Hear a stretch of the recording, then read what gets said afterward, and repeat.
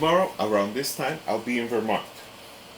And if you have your kids with you, you can get one of these. It's a king of going snow tubing, right? Just find a nice little bunny slope, and you're going to put this,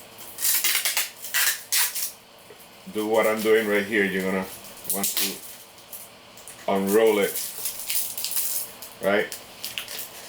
And this is called a magic carpet.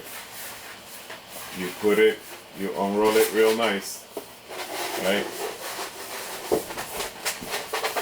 And then it has these handles. This is for, you know, small kids.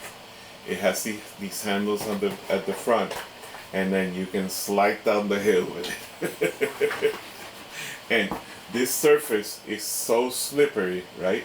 It's so non-sticky, like so slippery that it will just, you will fly down that slope.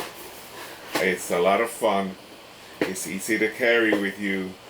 You can roll it up and put it in your, I put it in my snowboard bag and just keep it there, so when the opportunity comes to roll down the hill, we're rolling down the hill with this magic carpet.